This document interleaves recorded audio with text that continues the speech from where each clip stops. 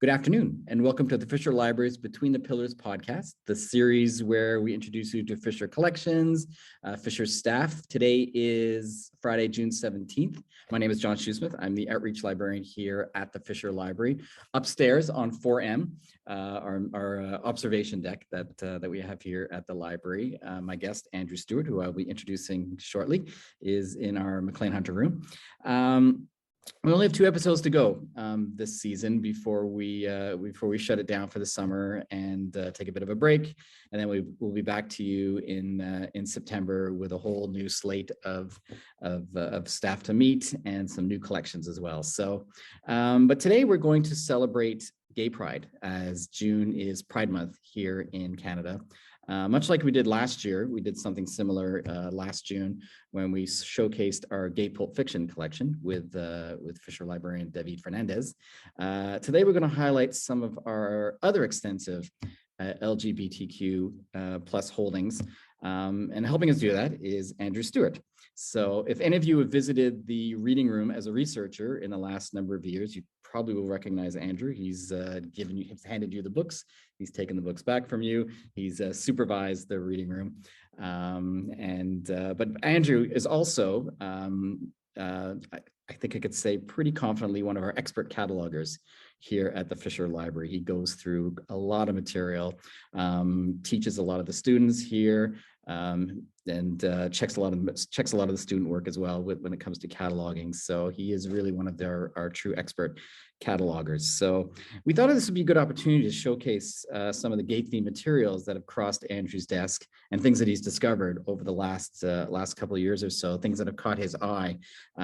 So welcome, Andrew. Thanks for being on the podcast.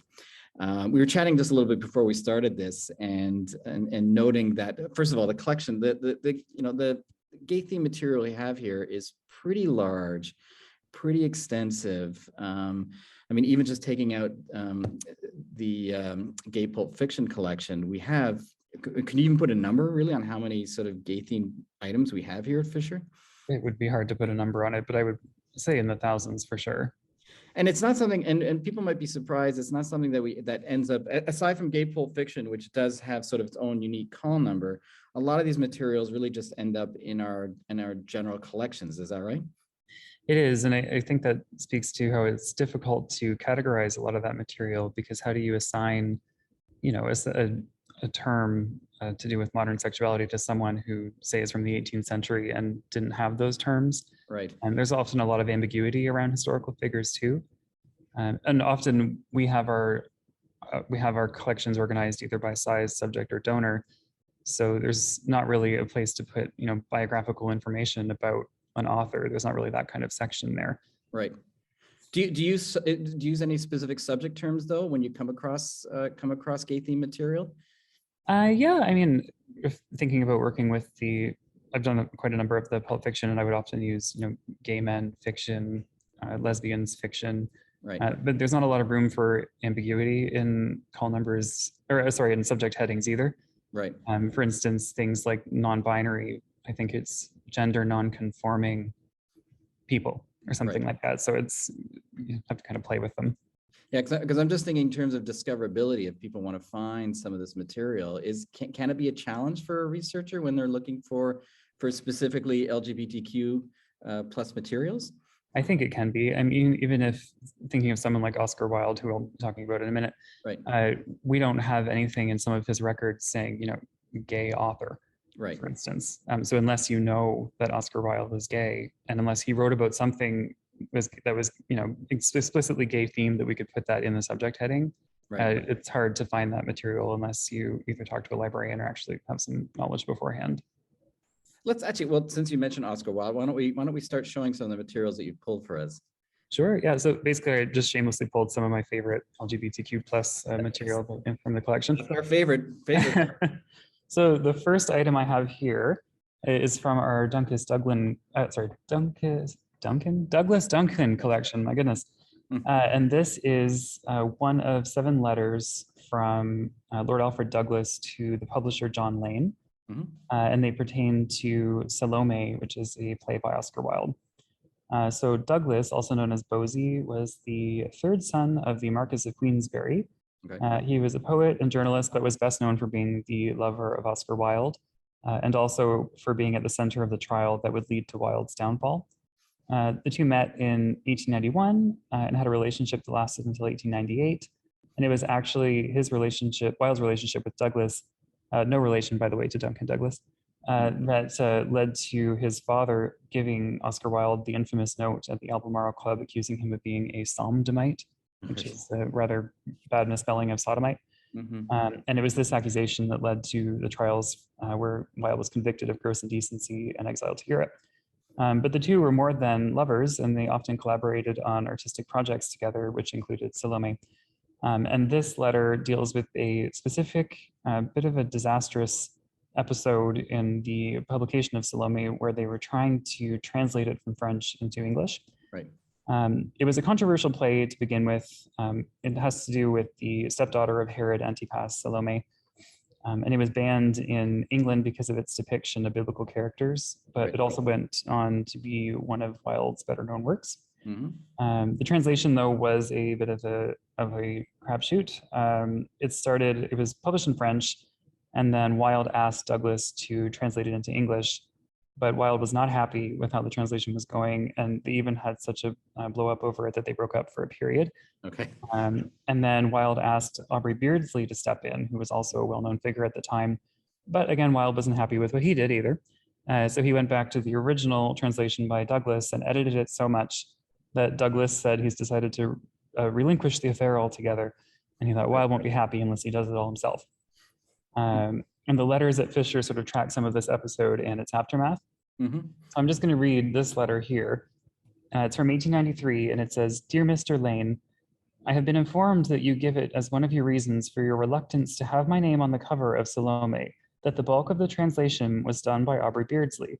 Will you allow me to say that this is absolutely untrue," underlined. "I have never seen Aubrey Beardsley's translation in my life, and I should have thought that to most people, the idea of my cribbing Aubrey Beardsley's ideas and phrases is on the face of it quite ridiculous. But all the same, I must ask you not to continue reporting a thing which is both untrue and libelous. Yours truly, Alfred Douglas." What I think is fascinating about this is Douglas is essentially demanding credit for his translation. He wants to be on the cover. Right. But not a couple years later at the trial, when he calls Wilde the greatest force for evil that has ever appeared in Europe in the last 350 years, he said that that's okay. He said that he intensely regretted having met Wilde and specifically having helped him with the French translation of Salome, which he called the most pernicious and abominable piece of work. But it kind of shows you how his attitude changed from a couple years earlier. Interesting. And I don't think we have that copy. We don't have that translation. No, we don't. I actually tried to find that when I was preparing for this, and I realized that we don't have it, which is a bit of a gap in our collections. So remind us again. So this collection belonged to Douglas Duncan. Douglas Duncan, yes. Okay. So it's kind of fascinating. There's a whole bunch of different material in here from people like Max Beerbohm, Right. for instance, Douglas and others, all in one box. Interesting. You would have thought that Oscar Wilde would have just done the translation himself, but you'd think so, yeah. Especially after all the drama and conflama. But what can you do? Yeah. I also love that he mentions Aubrey Beardsley's full name 3 times in this short letter. Like he's clearly not happy. Interesting. How did you find this? I mean, because it's amazing with our archival collections that you stumble upon these type of letters that really are hidden because it doesn't really necessarily indicate in the finding aid that what the content of the correspondence is. So how did you come across this one? It was actually our colleague Danielle found it when we were working remotely during COVID. A lot of us were looking through some of our collections to find interesting things to do social media posts or blog posts on. And she mentioned we had this. I was kind of shocked that I didn't know we had it because I went through a little period of having a historical crush on Lord Douglas and read a couple of his biographies and whatnot. And if I didn't know that it was here, I was surprised that, how is anyone else going to find it? But but it's always those kind of stories that you point to the real value of doing archival research, because you just never know what you're going to find sometimes, especially in some of these older collections that have not had such a detailed or precise description in the finding aid. So What a And I great think in this example. case, it's not even machine readable, which is partly why it became a problem. Exactly. And yeah. it's amazing actually how many students come in and say they can't read cursive. So, which is a little bit I disappointing. have that all the time in the reading room, and I have to patiently read it for them. Yeah, I guess they don't learn it anymore. Yes. So now we've seen that. Why don't you show, you have something, you have an early book too you wanted to show us. I do. So the next thing I'm going to show you is moving back in time a little bit to the 18th century, although this book was published in 1885. Right. So this is called The Strange Career of the Chevalier Dion de Beaumont.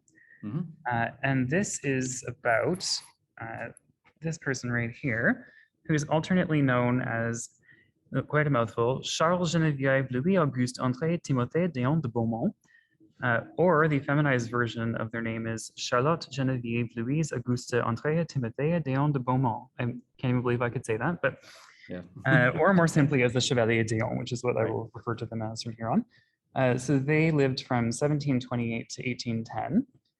And they were a French aristocrat and spy who was also famous for their ambiguous gender. The Chevalier lived the first part of their life as a man and even served as a captain of dragoons in the French army. Okay. And there's even a story that's possibly apocryphal that the Chevalier infiltrated the court of the Empress of Russia in the guise of a woman, since at the time the English were only allowing women and children across the border. Right. But whether or not that was true, the Chevalier is fascinating. They spent a period of time in exile in England and solicited King Louis XVI to be allowed to return. And as part of that solicitation, they asked, they said, you know, I was assigned female at birth, but for reasons of inheritance, that their parents had raised them as a man. And in 1777, Louis XVI actually accepted this and said, fine, you can return to France, but you have to live as a woman.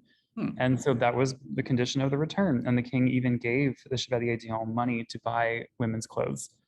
And I just think that's so interesting. And so I'll show you another image, which I think even better illustrates this sort of dichotomy. So you've got the Chevalier here in a gown, fencing. Madame Campan, a contemporary courtier, wrote in her memoirs, this eccentric being had long solicited permission to return to France, but it was necessary to find a way of sparing the family he had offended the insult they would see in his return. He was therefore made to resume the costume of the sex to which in France everything is pardoned. The desire to see his native land once more determined him to submit to the condition, but he revenged himself by combining the long train of his gown and the 3 deep ruffles on his sleeves with the attitude and conversation of a grenadier, which made him very disagreeable company. So I love this sort of compelling portrait of someone who is dressing as an aristocratic woman, but has a potty mouth and talks like a sailor. Yeah. And I think you can kind of see that in this picture here. Yeah. And what's also interesting about this is the person that the Chevalier Dion is fencing is actually this gentleman, Monsieur de Saint-Georges, who was a mixed race son of a French nobleman and a slave woman from Guadeloupe. And he went on to become a famous violinist, composer, and conductor in Paris. Oh, very interesting. Maybe you could talk about some of the challenges of cataloging some of this materials. I mean, I think you were talking about earlier about when we were chatting offline about this particular book. Yeah, I mean, it's difficult to try to assign modern language and pronouns to a historical figure like the Chevalier. Specifically characters like this, where there's already ambiguity concerning their gender, their sexuality, or what have you. For instance, like, can we claim that Dion was trans, right, or a cross-dresser, maybe even non-binary? Like these terms that we use today, I don't know if the Chevalier would have, you know, chosen to identify as that. Right. So that also leads it difficult to catalog these things because you want to respect the person in question, but you also want to use language that's acceptable now and that people are going to use to search for materials. And as I was saying earlier, subject headings don't really tend to leave room for ambiguity. Right. So how do you meet that challenge then? I mean, is it an intellectual decision that you need to make when it comes to some of these decisions? Yeah, it can be tricky, and I feel like I'm always learning too. I looked at how I cataloged this book, and I actually would not do it the same way as I did, 7 years ago when I cataloged this. Right. I would probably put in the heading now gender nonconforming, just because it's kind of vague. Right. And presumably you would if you're looking for material in the Chevalier, you already know who that person is, but it can be very tricky. And that's partly why we don't have these things divided into their own collection. Right. Interesting. Not really an easy answer. Yes. So why don't we move into the 20th century? Yes, into the swinging 60s, not the 1760s. So we have here the Gay Cookbook by Chef Lou Rand Hogan. Okay. So the interesting thing about this is it is actually the first cookbook marketed exclusively at a gay audience. Okay. The inside cover says it's for the androgynous or limp-wristed. And actually on December 1st, 1965, the New York Times ran an ad for this book, which featured this cover. Right. With this limp-wristed gentleman holding a steak over a barbecue, wearing a flowered hers apron. This is not being stereotyped, is it? Of course not. I don't know what you mean. And in fact, the ad was later cited a year later in a Time magazine article as one of the signs that homosexuals in America were more in evidence than ever before. Okay. But what I think is really interesting is that in 1965, it's actually still illegal to be gay. So to feature something like this in the New York Times does kind of rather imply that there was a shift in attitude towards homosexuality even pre-Stonewall. Right. But regardless, I do think this is a really hilarious book. There's lots of classic older gay humor, shall I say. Right. You can even see here, it says, "All rights reserved, Mary." I think it's quite funny. Right. And then there's even a whole section on meats with all the puns you could probably imagine would be in this book. Right. And then I'll show you what happens to the character on the cover. I guess once they get the steak on there, it doesn't work out quite well. They seem to have blown up the barbecue. They're covered in soot. Oh, man. So, I mean, as a gay man, does a book like this, does it offend your sensibilities at all? Not at all. I think. Or is it just a product of its time, for one? Well, I think it's a product of its time, but I also just think it's kind of charming. And I think you could find similar humor to this, even possibly on RuPaul's Drag Race or something from today. Right. So I don't think this is offensive. Okay. I need to know how to cook too. And you have to give one more cookbook to show us. Yes, I have one more. So this is a personal favorite. This is one of only 2 books that I've ever cataloged that I actually couldn't resist but had to go buy a copy of it myself. Right. And this is called But Can She Cook? Okay. And on the back cover, it says, they wear a sequin like a second skin, but how do they fare in an apron? They wield the microphone with style and grace, but what about a spatula? They're elegant, they're glamorous, they're talented, but can they cook? And as you can probably guess from that, it is a drag queen cookbook. Right. And it was published in Toronto by Bittersweet Press in 1993 and written by Christopher North. So, I mean, they ask on the back, can they cook? But the fact that the first ingredient in the first recipe is 1 box of rice-a-roni means I'm not quite sure that they can, but it's charming nonetheless.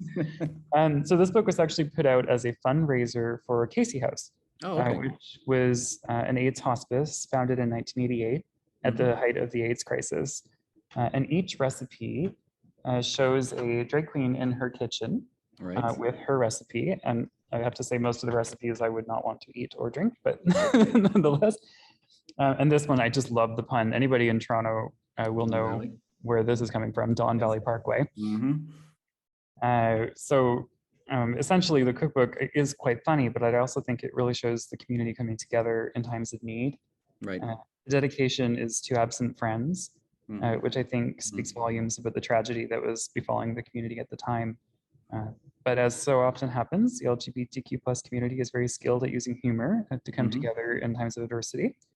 And what I also think is really interesting about this book in particular, I used to volunteer at the Archives, formerly known as the Canadian Lesbian and Gay Archives. Right. And they actually have a copy of this where they have cut out all the recipes and just kept the images in a folder to use as a reference book, because this is really a snapshot of the drag community in 1993. Right. And as you can imagine, drag queens change their looks all the time, so it's really hard to identify drag performers in vintage photographs. Right. But at least in this case, you have most of the queens who were active at the time, their name and a little brief, if jokey, bio.